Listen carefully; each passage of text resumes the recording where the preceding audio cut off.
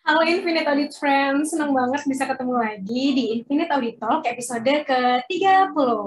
Dan di episode kali ini spesial banget karena ini adalah akhir dari season pertama Infinite Audit Talk. Ya, sayang banget. Tapi nggak apa-apa karena kita pasti akan balik lagi dengan season kedua dan kita akan mulai pekan depan insya Allah.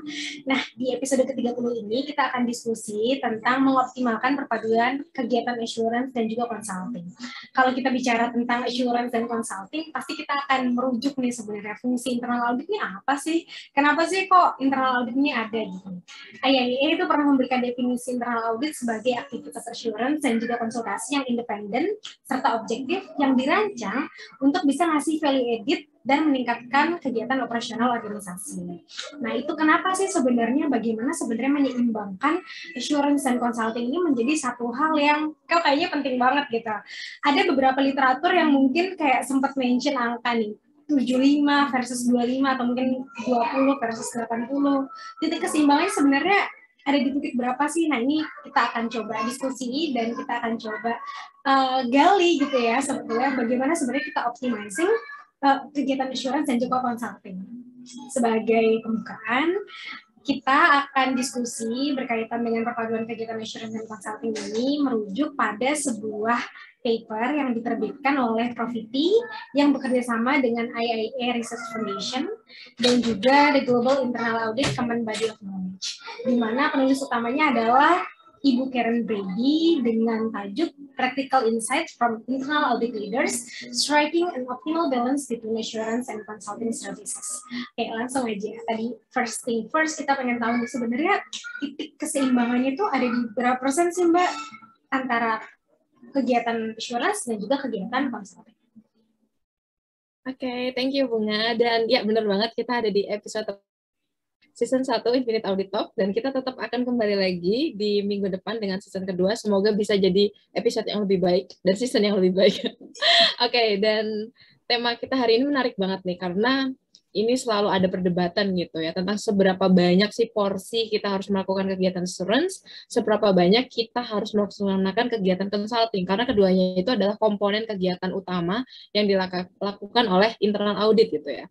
Nah, untuk mengoptimalkan perpaduan kegiatan assurance dan consulting ini gitu ya, kita harus ingat bahwa ada banyak kepentingan, ada banyak interest gitu ya dari stakeholders kita.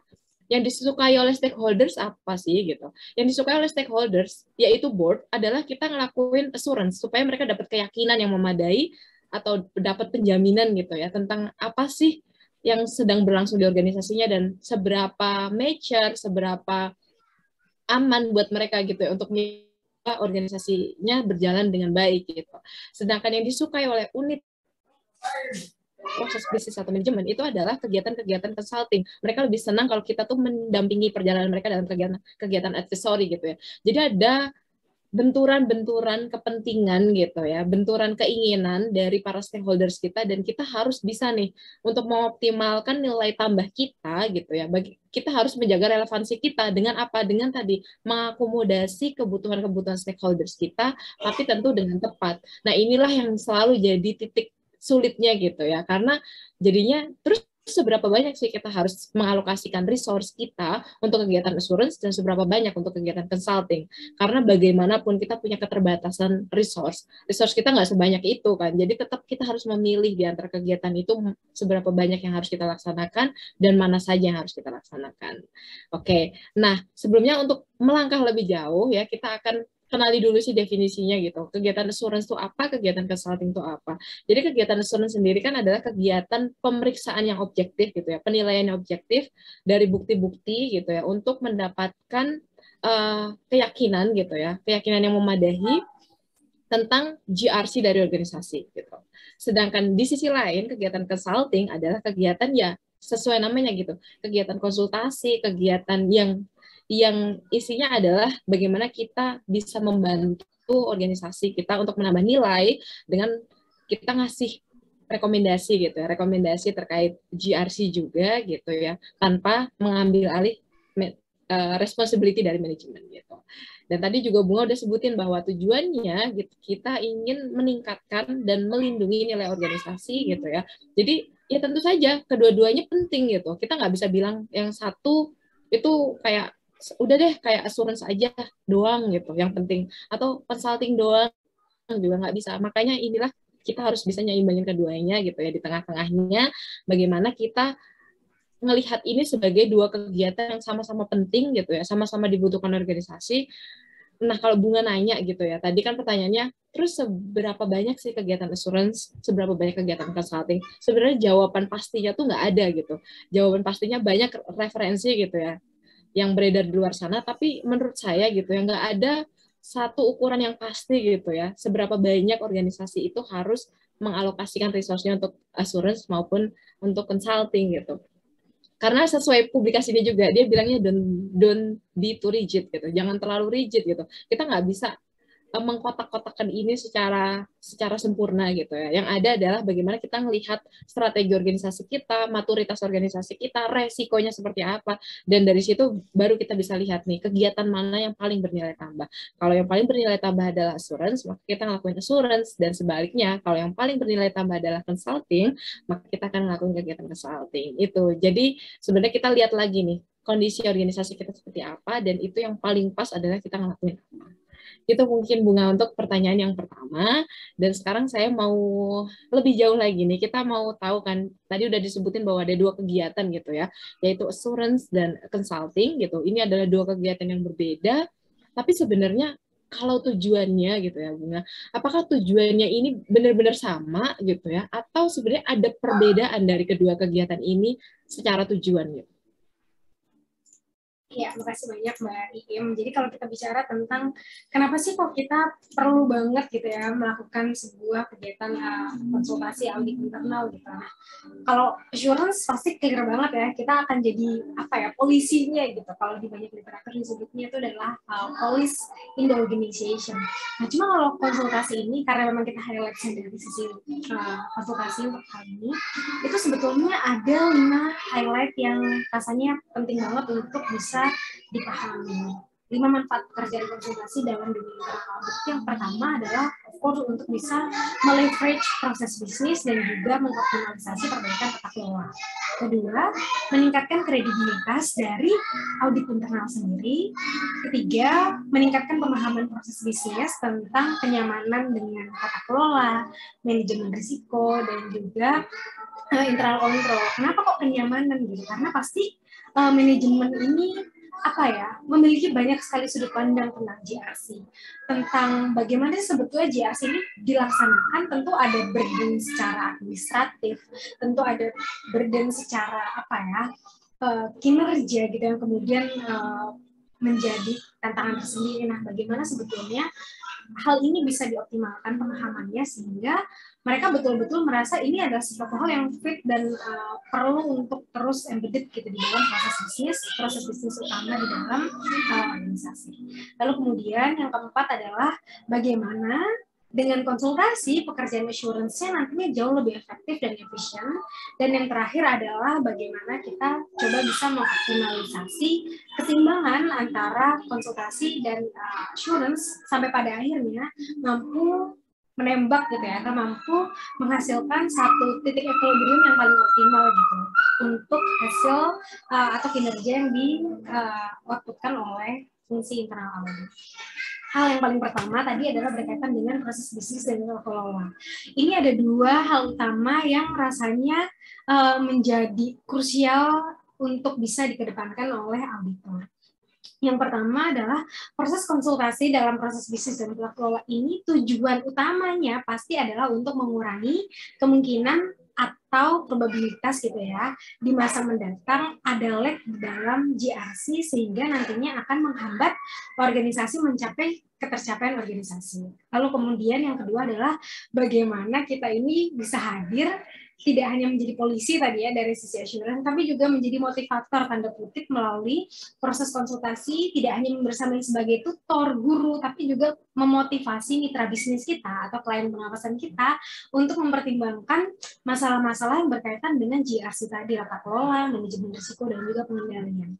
Di dalam paper ini disebutkan bahkan motivasi itu di bold gitu. Ini menarik gitu untuk saya karena saya tidak terlalu banyak gitu literatur-literatur yang kemudian meng-highlight fungsi-fungsi internal audit sebagai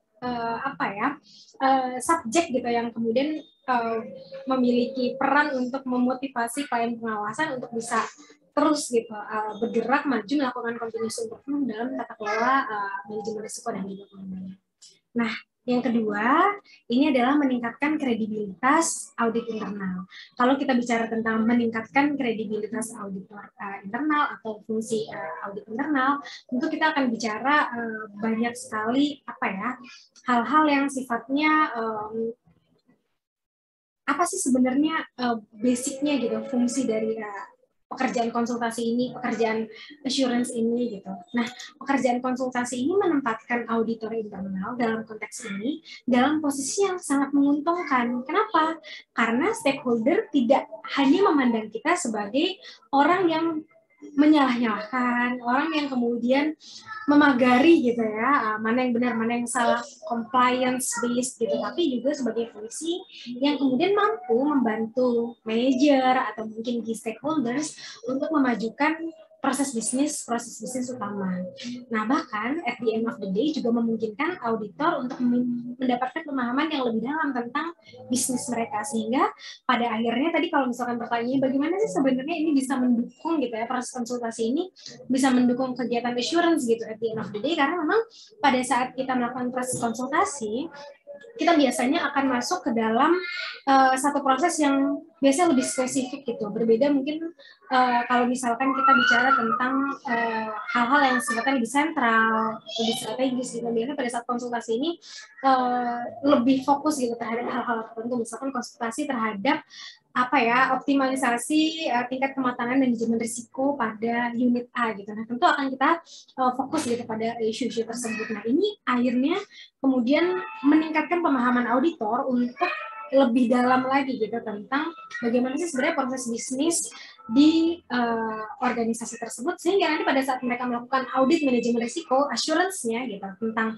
hal yang sama, mereka akan jauh lebih bisa menghasilkan satu rekomendasi yang rasanya lebih value added dan jauh-jauh lebih detail. Itu sih sebetulnya hal-hal yang kemudian menjadi penting gitu ya dalam konteks ini. Selanjutnya aku pengen tanya nih ke Mbak Im, regarding maintaining the objectivity ini kan pasti kan kita kadang ada di dua sisi nih Mbak, crucial dan juga controllable. Which one sih sebenarnya yang rasanya itu lebih perlu dipertimbangkan? Dan kalau dari sisi best practices gitu ya, dalam hal maintaining internal audit independence itu hal-hal apa aja sih yang rasanya perlu di-highlight, Mbak? Oke, thank you Bunga. Ini menarik banget ya, karena kita ngomongin kegiatan consulting gitu ya, yang artinya kegiatan consulting itu sering diasosiasikan dengan kegiatan yang ketika independensi kita itu ada di sisi yang kurang independen gitu. Jadi kalau kegiatan assurance kan kita pasti gitu ya ada di sisi yang sangat independen gitu. Tapi kalau kegiatan consulting tuh kayak gray area-nya internal auditor gitu. Kayak ini sebenarnya dia benar-benar independen nggak sih gitu. Nah, itu kenapa di publikasi ini juga dibahas banget gitu ya. Bagaimana kita tetap bisa memaintain objectivity kita gitu ya. Di tengah kita harus ngelakuin kegiatan consulting gitu. Tadi Bunga juga sebutin ada beberapa best practice gitu ya di dalam publikasi itu, nanti akan saya jelaskan lebih lanjut gitu. Nah, sebenarnya dari kegiatan memaintain kegiatan independensi dari kegiatan internal auditor ini sendiri gitu ya, ada 7 hal yang harus diperhatikan gitu berdasarkan publikasi ini. Yang pertama banget adalah bagaimana kita tetap membuat komite audit gitu ya, board kita itu terinformasi dengan kegiatan-kegiatan kita gitu. Jadi karena dia adalah stakeholder utama kita gitu ya, pastikan bahwa mereka benar-benar selalu terupdate apa aja sih jenis kegiatan yang kita laksanakan dan apa aja juga kegiatannya gitu. Jadi itu karena mereka juga yang paling punya kepentingan. Mereka paling punya kepentingan terhadap kita, mereka punya kepentingan juga terhadap independensi kita gitu ya. Jadi pastikan kita punya komunikasi walaupun singkat gitu ya, yang periodik dengan komite audit kita gitu ya mengenai kegiatan-kegiatan ini supaya mereka tetap terinformasi dan mereka tahu dan mungkin mereka bisa mengarahkan kalau seandainya ada yang kurang pas, misalnya saya nggak mau nih terlalu banyak kegiatan consultingnya gitu, saya maunya untuk kegiatan ini karena mereka udah cukup mature, coba kegiatannya modelnya assurance gitu. Jadi memberi informasi terhadap komite audit ini saya rasa penting banget untuk digarisbawahi pertama gitu ya, terkait dengan bagaimana kita bisa menjaga independensi kita dan menjaga objectivity kita juga gitu. Yang kedua, tentu pelakunya gitu ya harus diedukasi gitu. Jadi internal auditornya harus diedukasi tentang resiko independensi dan bagaimana menjaga objectivity mereka gitu. Tentu ketika kita jadi internal auditor kan kita pasti dapat kode etik gitu ya, kode etik auditor gitu. Bagaimana apa sih kegiatan-kegiatan yang bisa mengganggu objectivity kita gitu ya. Apakah makan siang di luar dengan auditi kita gitu dianggap mengganggu objektivitas misalnya, apakah punya hubungan kekeluargaan dengan salah satu orang yang bekerja di organisasi yang akan kita audit itu mengganggu objektivitas gitu. Nah, itu harus kita jelaskan dengan clear gitu ya dari awal kepada internal auditor kita bahwa ada resiko-resiko ketidakobjektifan baik secara penampilan gitu ya, in appearance maupun in fact gitu ya, secara kenyataan gitu. Jadi bagaimana auditor kita dapat informasi dan edukasi tentang kegiatan-kegiatan apa saja yang mengganggu objektivitas itu penting banget supaya mereka bisa memaintain objektivitas mereka gitu ya, ketika mereka melaksanakan kegiatan baik assurance maupun consulting gitu. Ketiga, tentu setelah mereka teredukasi gitu ya, kita juga sebagai fungsi internal audit itu kita mengakses kemungkinan adanya isu independensi gitu ya. Jadi dari awal kita lihat apakah secara struktur organisasi kita sudah pas gitu. Apakah struktur organisasi kita memungkinkan kita tidak terganggu independensinya. Apakah kita bisa melapor langsung ke board? Itu adalah hal-hal yang perlu kita perhatikan gitu ya ketika kita melihat independensi organisasi kita, khususnya fungsi internal audit ini gitu. Juga kita harus assess juga nih, apakah pegawai-pegawai kita gitu ya, ada isu objectivity juga gitu. Apa isunya? Kita daftar, kalau di organisasi kita ya Bunga misalnya, kita ada daftar hubungan keluarga gitu ya, di satu organisasi yang sama gitu di dalam satu kementerian kita gitu. Itu adalah bagaimana kita mengakses adanya resiko ketidakobjektifan sedari awal gitu. Nah, ini juga penting banget gitu untuk dilakukan oleh fungsi internal audit supaya dari awal kita sudah bisa melihat kalaupun ada resiko gitu, oh berarti kita nggak usah meng-assign pegawai si A ke unit ini karena di sana ada hubungan keluarga, orang yang memiliki hubungan keluarga dengannya, misalnya seperti itu. Itu adalah salah satu bentuk assessment dari awal supaya kita tahu pengambilan keputusan kita nantinya tepat ketika kita mau menugaskan orang untuk kegiatan assurance ataupun consulting.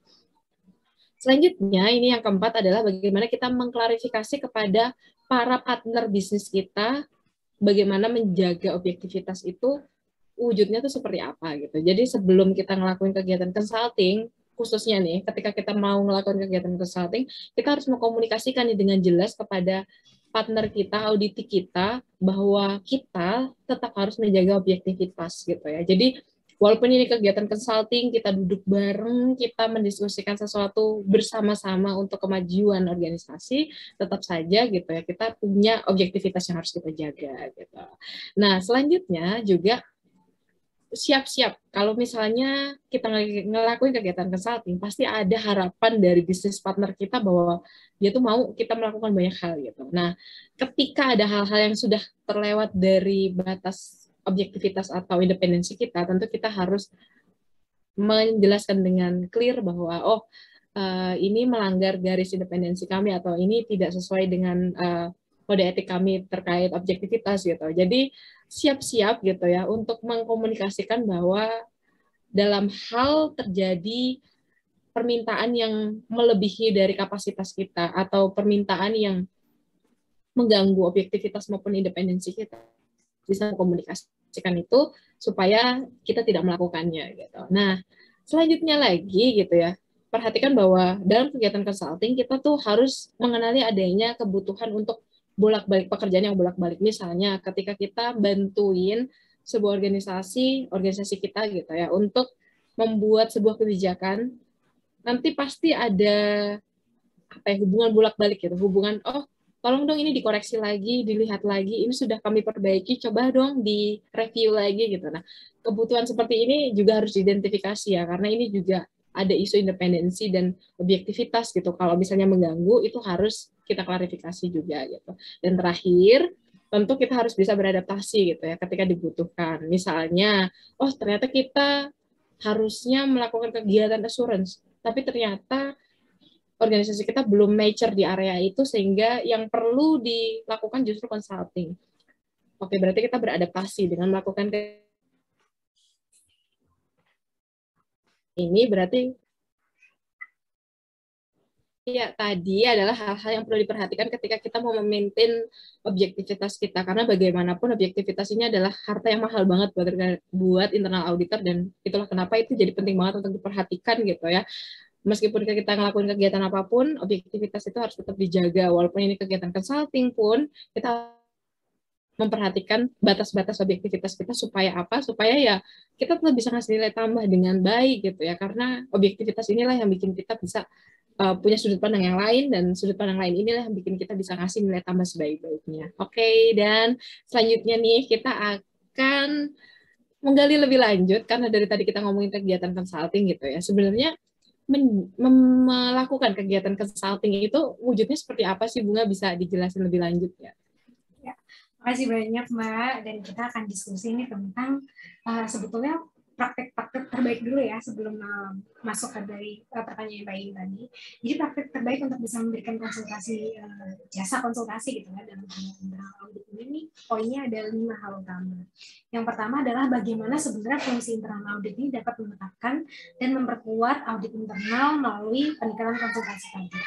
Lalu yang kedua adalah meningkatkan kesadaran atau awareness dari si klien pengawasan, dan yang ketiga menyaring peluang konsultasi baru. Maksudnya gimana? Maksudnya adalah kita harus be prepared gitu when the business partner itu terlalu banyak kegiatan-kegiatan konsultasi, karena hal yang kemudian tricky dari dunia konsultasi ini adalah jangan sampai kita masuk terlalu dalam sampai akhirnya memasuki ranah-ranah yang harusnya tidak dimasuki oleh ranahnya internal audit. Mungkin terlalu banyak menggunakan peran konsultasi ini justru untuk bisa masuk ke dalam proses bisnis dan bertindak seolah-olah menjadi seperti manajemen. Nah, ini menjadi satu hal yang rasanya penting gitu. Kita harus tetap punya pagar yang jelas gitu ya antara kegiatan konsultasi yang kita lakukan dengan sebetulnya fungsi-fungsi yang menjadi batasan kita nih, fungsi-fungsi internal audit yang akhirnya membatasi kita untuk tidak bisa terlalu dalam gitu masuk ke dalam kegiatan proses bisnis, karena memang fungsinya adalah kita fungsi-fungsi yang harusnya berada di luar dari manajemen tersebut. Lalu kemudian yang keempat adalah bagaimana fungsi internal audit dapat mengartikulasikan, melaporkan, dan juga mendistribusikan wawasan dengan tepat. Wawasan apa aja? Of course terkait dengan GRC tadi. Tata kelola, manajemen risiko, dan juga internal kontrol. Dan yang terakhir adalah bagaimana fungsi internal audit mampu untuk menindaklanjuti, mengukur, dan meningkatkan value added atas rekomendasi-rekomendasi yang akhirnya sudah diberikan gitu. Meskipun memang kalau dari awal kita kan tadi udah sempat diskusi ya, tidak ada proporsi baku gitu antara assurance dan juga consulting, namun perlu adanya pengukuran nih dari awal. Jadi kita komit nih sebenarnya kita tahu nih petanya mau ke arah mana nih, kita tahu kita sudah melakukan pengukuran seberapa besar atau seberapa signifikan porsi dari internal audit berdasarkan pekerjaan konsultasi yang diminta untuk kita lakukan akan kita jalankan di tahun tertentu atau atau periode tertentu gitu. Kenapa kok permintaan gitu di sini? Karena memang pada dasarnya consulting ini tuh dasarnya adalah 2 hal. Yang pertama adalah karena memang hasil laporan pengawasan internal audit, jadi memang ada temuan-temuan tertentu, rekomendasi tertentu, tapi kemudian untuk bisa memastikan bahwa rekomendasi tersebut dijalankan dengan baik, dijalankan dengan sesuai dengan goals yang memang diharapkan gitu ya, itu kemudian dilakukanlah kegiatan-kegiatan konsultasi. Nah, itu yang pertama tadi. Kedua, memang berdasarkan permintaan dari klien pengawasan kita gitu. Nah, first thing first nih, langkah pertama kita harus tahu dulu kenapa kok kita tadi kan ditanya step-stepnya, kenapa kita perlu tahu atau perlu melakukan konsultasi ini.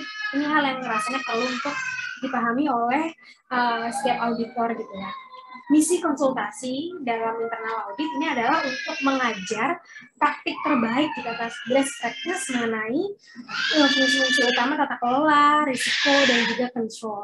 Nah, atas hal apa? Tadi atas dua hal yang utama, bagaimana sebetulnya kita memastikan apa-apa yang kemudian menjadi rekomendasi kita dalam laporan atau mungkin output dari kegiatan pengawasan.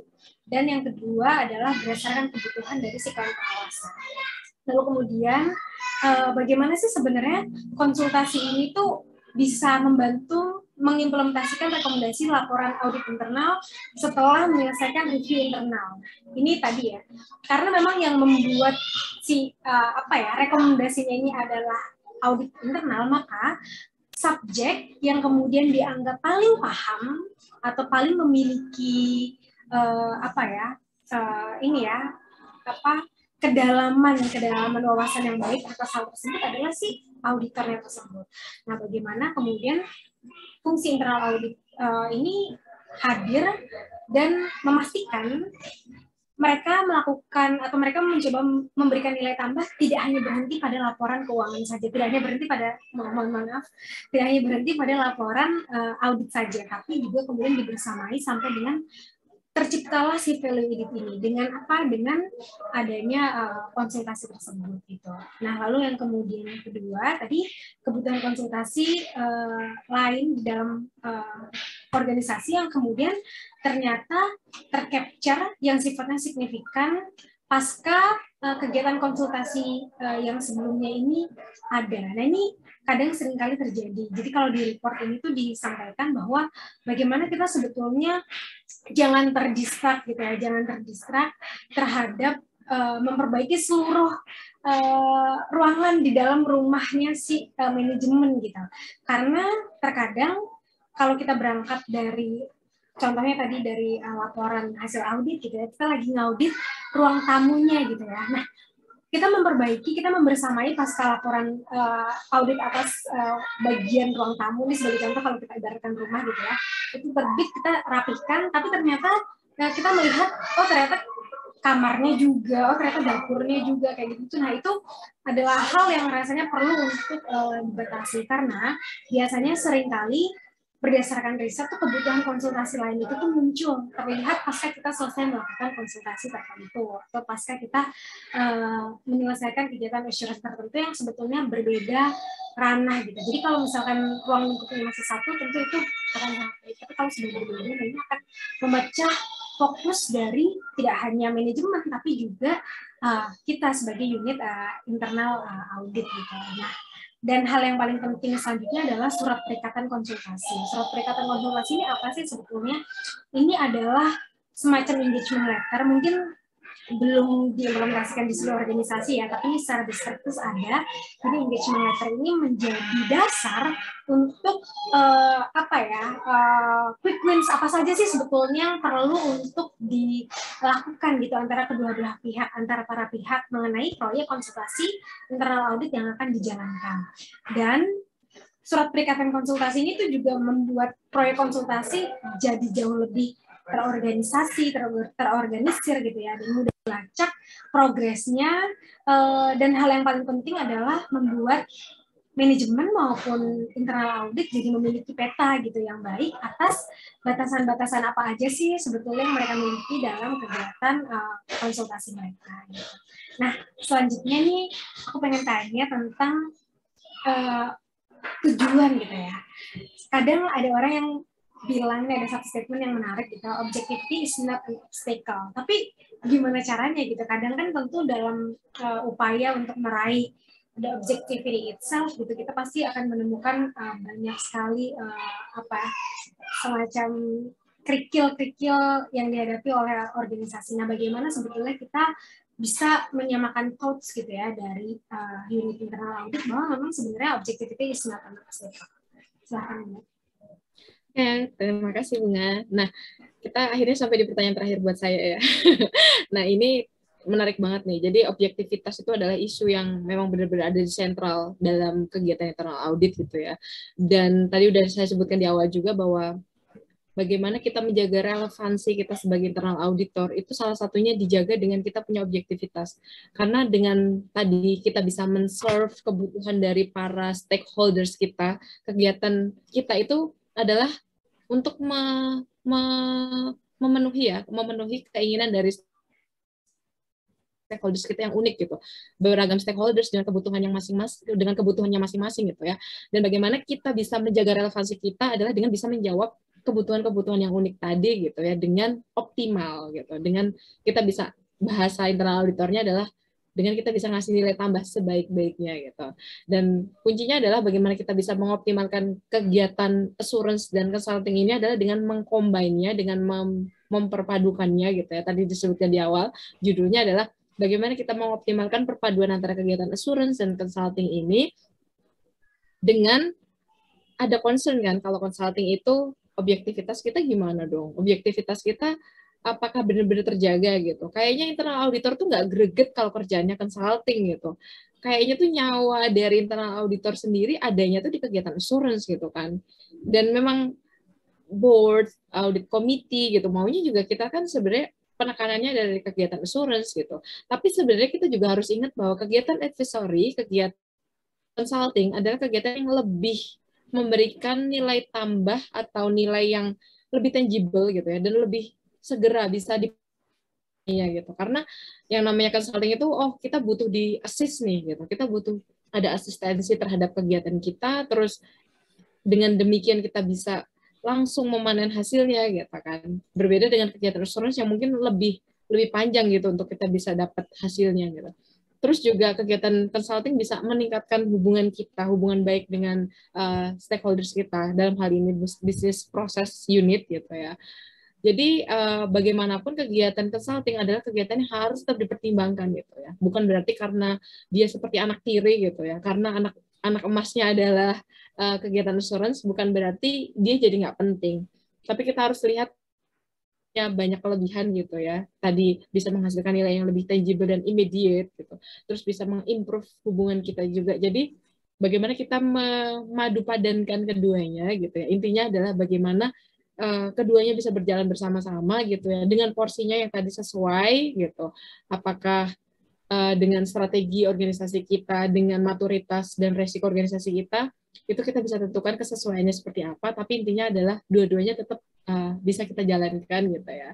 Nah, untuk menjaga objektivitas kita, tentu di sini kita perlu diingat oleh seorang chief audit eksekutif atau pimpinan unit audit gitu ya, bahwa keseimbangan ini gitu ya memerlukan careful attention gitu ya, perlukan perhatian khusus gitu ya, dan konsiderasi yang kuat gitu ya dari seorang chief audit eksekutif gitu ya, bagaimana keseimbangan ini akhirnya nanti tidak merugikan gitu bagi pihak manapun, karena kita tetap bisa memberikan nilai tambah yang maksimal, kita tetap bisa menjaga hubungan baik, kita tetap bisa ngasih kepuasan terhadap stakeholder utama kita yaitu board gitu.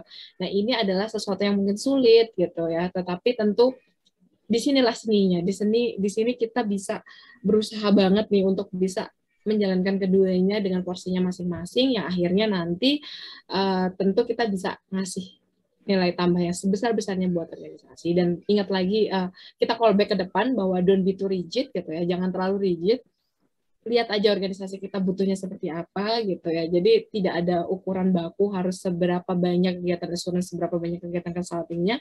Jangan rigid-rigid gitu ya. Nanti kita sesuaikan dengan kebutuhan organisasi kita. Karena apa? Karena kita tentu nggak boleh kehilangan kesempatan untuk menghasilkan nilai tambah sebesar-besarnya hanya karena kita terlalu rigid untuk, oh kita maunya consulting aja, atau kita mau assurance aja. Jadi jangan terlalu rigid. Nah, di sini juga tadi statement Bunga tentang objectivity is not an obstacle itu benar banget. Jadi jangan jadikan isu objektivitas ini sebagai halangan kita untuk memberikan nilai tambah sebesar-besarnya. Jadi meskipun kegiatan consulting ini adalah kegiatan yang terlihat abu-abu gitu ya, kelihatannya objektivitas kita diragukan gitu. Tapi bukan berarti kita jadi menyingkirkan kegiatan consulting ini karena objektivitas kita nantinya terganggu. Nggak gitu ya cara berpikirnya, tapi anggap bahwa objektivitas ini sebenarnya bukan pengganggu kita, asal kita punya safeguard yang tepat, asal kita coba maintain objektivitas kita dengan tepat. Tadi baik gitu ya tentang isu objektivitas, itu nantinya kita bisa menjalankan kegiatan consulting tanpa mengganggu tanpa mengganggu objektivitas kita. Mungkin itu sih sebenarnya terkait dengan objektivitas. Kayaknya dari tadi kita banyak ngomongin objektivitas ya. Oke, dan terakhir nih, ini adalah pertanyaan yang terakhir banget dan saya pengen Bunga menyimpulkan sih, karena pasti orang pengen tahu ya kesimpulannya apa nih. Jadi sebenarnya bagaimana harusnya porsinya dan kedepannya gitu ya. Bunga melihatnya apa khusus gitu. Kegiatan astronaut maupun consulting itu akan seperti apa?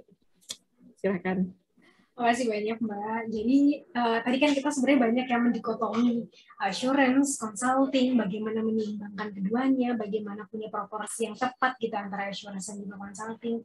Tapi sebetulnya hal yang perlu kita sadari gitu ya, memang pada praktik nyata audit internal itu tidak ada batas yang jelas gitu kadang antara hitam putih ya, yang memisahkan tugas assurance dan juga konsultasi. Bahkan sangat mungkin keduanya blended gitu. Misalkan suatu kegiatan review atau evaluasi oleh auditor intern bisa aja nih di dalamnya mengandung unsur assurance juga atau unsur konsultasi juga gitu. Nah, sebagai indikator untuk membedakan assurance dan konsultasi ada beberapa parameter yang bisa kita pakai.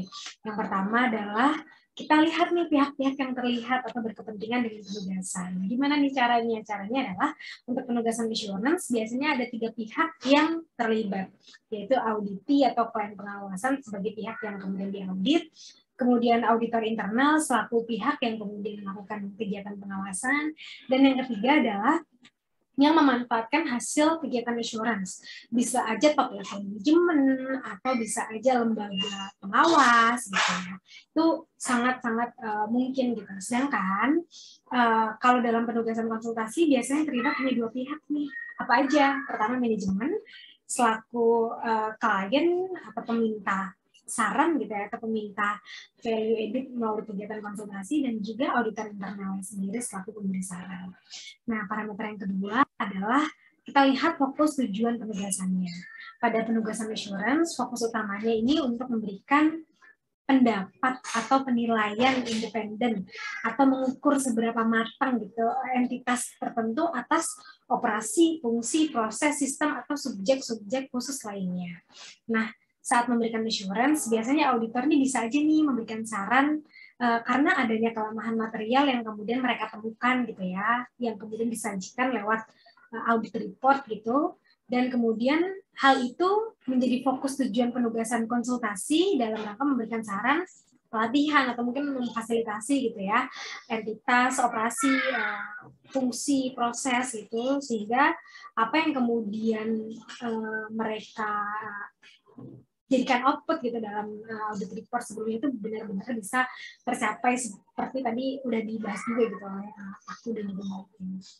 Nah, selanjutnya adalah parameter terakhir, bagaimana sebetulnya penentu lingkup dan sifat penugasan ini juga menjadi satu hal yang bisa kita jadikan penggaris gitu atau dasar gitu untuk membedakan atau mendikotomi keduanya gitu ya. Nah, untuk penugasan assurance, sifat dan lingkup penugasan sepenuhnya ditentukan oleh auditor internal. Adapun kalau misalkan kita bicara tentang konsultasi, umumnya ditentukan melalui kesepakatan antara pihak yang diberi konsultasi oleh si auditor, meskipun pada kondisi tertentu tentu ya auditor dapat memutuskan sendiri gitu untuk melakukannya. Jadi itu mungkin beberapa key points, dan hal yang paling penting adalah tadi mungkin ke pertanyaan awal, sebetulnya kalau kita bicara tentang proporsi gitu ya, bagaimana sih sebenarnya titik equilibrium optimal itu tidak ada angka rigidnya gitu, tidak ada angka yang baku atau sakleknya. Apakah karena fungsi internal audit ini harus tetap lebih banyak ini ya compliance-nya dan segala macam, oke, mungkin 75-25 atau 80-20, atau sebaliknya kita sekarang udah harus bisa menjadi trusted advisor, which means mungkin harus dikedepankan dong fungsi-fungsi consulting-nya gitu lebih banyak. Nah, itu sebetulnya tidak ada angka bakunya, semuanya dikembalikan kepada bagaimana sebetulnya organisasi melihat mana yang perlu untuk diprioritaskan. Terlebih kalau kita bicara tentang unit internal audit, kita nggak bicara tentang entitas yang terpisah nih dari organisasi, karena internal audit ini adalah fungsi yang kemudian embedded dan ada di dalam organisasi itu sendiri. ini, bagaimana melihatnya dengan satu pasang mata yang sama gitu, dan satu pasang tangan yang sama untuk bisa kerja bareng-bareng untuk optimalisasi kemajuan proses bisnis utama yang ada di dalam organisasi. Jadi itulah akhir dari episode kita pada kesempatan hari ini, yaitu mengoptimalkan perpaduan kegiatan insurance dan juga consulting di episode ke-30. Dan kita mau mengucapkan terima kasih banyak teman-teman udah membersamai kami. Ini nggak terasa ya udah 30 episode gitu, artinya sudah 30 minggu gitu kita bareng-bareng, dan insya Allah starting minggu depan kita sudah akan masuk ke season yang kedua, dan pasti akan ada hal baru. Mudah-mudahan kita bisa hadir dengan isu-isu yang jauh lebih fresh dan juga konsep yang jauh lebih baik untuk teman-teman internal audit enthusiast semuanya. Terima kasih banyak Infinite Audit Friends. Sampai jumpa. Should you have any ideas atau mungkin questions gitu ya related dengan internal audit, please drop your thoughts di kolom komentar di bawah ini, atau teman-teman bisa juga langsung reach us out lewat LinkedIn kami di Nur Imro'atun Sholihat atau Gresica Bunga Silvana, dan melalui platform Instagram kami di nur.imro'atun atau gresica.bunga. Terima kasih banyak teman-teman. Dadah. Ya.